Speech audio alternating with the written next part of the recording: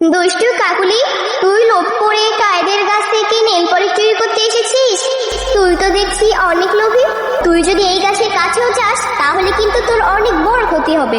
আমার নাকি ক্ষতি করবে? কাকুলিকে ক্ষতি করা এত সহজ না। যাই হোক, আমি এখন সব নেল পলিশ চুরি করি। ওরে বাবারে, আমি যে চলে গেলাম, পড়ে গেলাম। বাঁচাও, বাঁচাও কেউ আমাকে। নেল পলিশ আছে, নেল পলিশ। কে কোথায় আছো?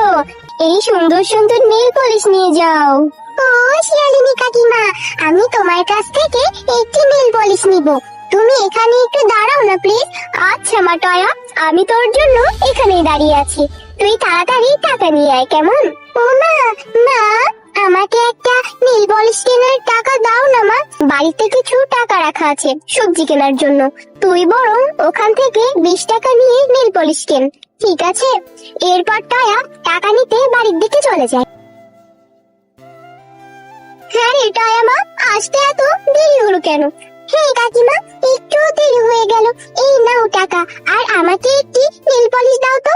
আচ্ছা দিচ্ছি। তুই কোন কালারের নেল পলিশ নিতে চাস রে মা? তুমি আমাকে বরং ওই লাল কালারের নেল পলিশ দাও। আমার যে লাল রং খুব পছন্দ। এই নে টয়া, লাল কালারের নেল পলিশ। আহা কি আনন্দ, আকাশে বাতাসে। কি যে মজা লাগছে, আমার খুব মজা লাগছে। আজকে যে আমি লাল কালারের নেল পলিশ পরবো। কি মজা, কি মজা।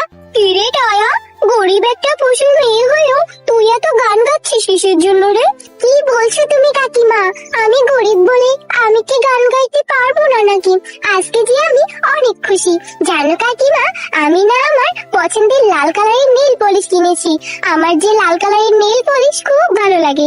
হ্যাঁ, তাই তো দেখছি। তোর লাল কালারের নেল পলিশটা দেখছি অনেক সুন্দর। আচ্ছা টয়া, তুই কি ডুব দিতে পারিস? হ্যাঁ কাকিমা, আমি তো পারি। এই দেখো, আমি তোমাকে ডুব দিয়ে দেখাচ্ছি এখনই। টয়া তো এখন ডুব দিয়েছে, আর আশেপাশেও তো দেখছি কেউ নেই। আমি বরং এই ফাঁকে এই নেল পলিশটা নিয়ে বাড়ি চলে যাই। আরে আরে, কাকুলি কাকিমা কোথায় গেল? আর আমার নেল পলিশটা কেউ তো দেখছি না। তাহলে কি কাকুলি কাকিমা আমার নেল পলিশটা নিয়ে পালিয়ে গেছে? এরপর টয়া বাড়ি গিয়ে তার মাকে সব ঘটনা খুলে বলল। মা, আমার নেল পলিশ, কাকুলি কাকিমা আমার নেল পলিশটা নিয়ে পালিয়ে গেল মা। আচ্ছা টয়া, আর কাঁদিস না। এখন কেঁদে কি হবে বল মা? আচ্ছা চল, আমরা এখন কাকুলির বাড়িতে যাই। কি হয়েছে রে সাফা, তুই আমার বাড়ির সামনে এসে এমন ভাবে চেঁচামেচি করছিস কেন রে? চেঁচাবো না তো আর কি করব? তুমি আমার মেয়েটার নেল পলিশ চুরি করে এনেছো। দেখো তো আমার মেয়েটা কত কাঁদছে। আমার মেয়েটার নেল পলিশ এখনই ফেরত দাও বলছি। শোন সাফা, বাড়িতে এসে এইভাবে চিল্লামিল্লি করবি না। অযথা আমার নামে বানিয়ে বানিয়ে মিথ্যা কথা কেন বলছিস? আমি তোর কোনো নেল পলিশ চুরি করিনি। যা তো দেখি এখন এখান থেকে। কথা ঘুরিয়ে পেঁচিয়ে কোনো লাভ নেই কাকুলি ভাবি। আমি জানি তুমি আমার মেয়ের নেল পলিশ চুরি করেছো, আর আমি না, আমাদের গ্রামের সকলেই জানে যে তুমি কত বড় একটা চোর। তাই কথা না বাড়িয়ে আমার মেয়েটার নেল পলিশ ফেরত দাও এখনই। শোন, তুই কিন্তু আমাকে অনেকক্ষণ ধরেই অপমান করছিস। আমি তোকে কিছুই বলছি না। আমি বলছি তো, আমি তোর মেয়ের কোনো নেল পলিশ চুরি করিনি। এখন আমার বাড়ির সামনে ঝামেলা না পাকিয়ে বাড়ির দিকে চলে যা তো দেখি। চল মা টয়া, ওর সাথে কথা বলে কোনো লাভ নেই। ওই একবার যে জিনিস চুরি করে সে জিনিস আর ফেরত দেয় না। টয়া মা, তুই আর কাঁদিস না রে। তুই এমন করলে কি মায়ের ভালো লাগে বল? এরপর টয়া ফুল ছিটতে তাদের বাগানে যায়। আজকে আমার মনটা একদম ভালো না। কি করব কিছুই বুঝতে পারছি না। আমি বরং এখান থেকে ফুল ছিঁড়ে নিয়ে বাড়ি গিয়ে মালা গাঁথি। কাকুলি কাকিমা অনেক খারাপ, অনেক দুষ্টু। এভাবে কি কোনো বাচ্চার নেল পলিশ চুরি করতে হয়? টয়া, আরে এই টয়া, কে ডাকছে আমাকে এইভাবে? আমি ফুলের রানী। তুমি আমাকে এইভাবে ছিঁড়ো না টয়া। আমাকে ছিঁড়লে যে আমি অনেক ব্যথা পাবো। আমি যে ফুল ছিঁড়তে চাই না, কিন্তু কি করব বলো?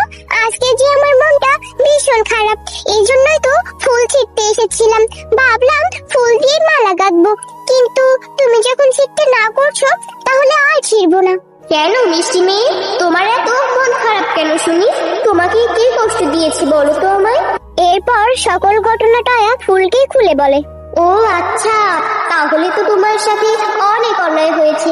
আচ্ছা বেশ, আমি এখনই তোমার মন ভালো করার ব্যবস্থা করছি।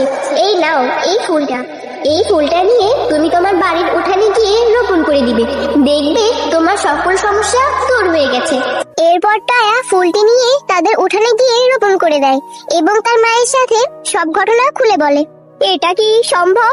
আচ্ছা, দেখা যাক কেমন করে এই ফুল তো সকল সমস্যা দূর করতে পারে। এখন ঘরে চল তো দেখি, এখনই সন্ধ্যা হবে। এরপর গভীর রাতে ফুলের রানী এসে সেই ফুল গাছকে জাদু করে অনেক বড় একটি নেল পালিশ গাছে পরিণত করে।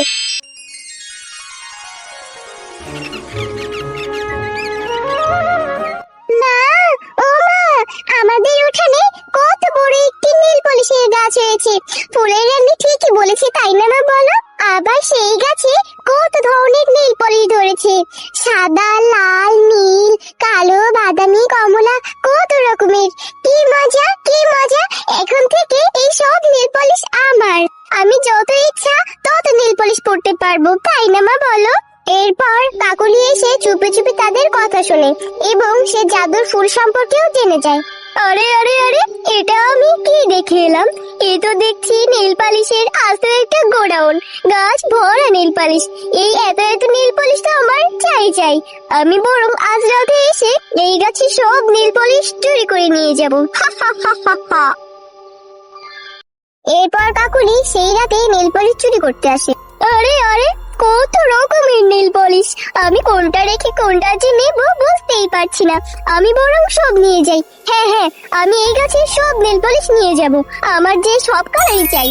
দুষ্টু কাকুলি, তুই লোভ করে কায়েদের গাছ থেকে নীল পলিশ চুরি করতে এসেছিস? তুই তো দেখছি অনেক লোভী। খবরদার বলছি কাকুলি, তুই এই গাছ থেকে একটি নীল পলিশও নিবি না। তুই যদি এই গাছের কাছেও যাস তাহলে কিন্তু তোর অনেক বড় ক্ষতি হবে। আমার নাকি ক্ষতি করবে?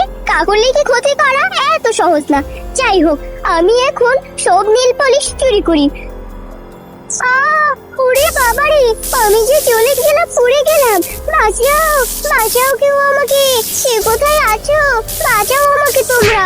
দুষ্টু কাকুলি, আমি তোকে অনেকবার আমার কাছে আসতে না করলাম, কিন্তু তুই আমার কোনো কথাই শুনলি না।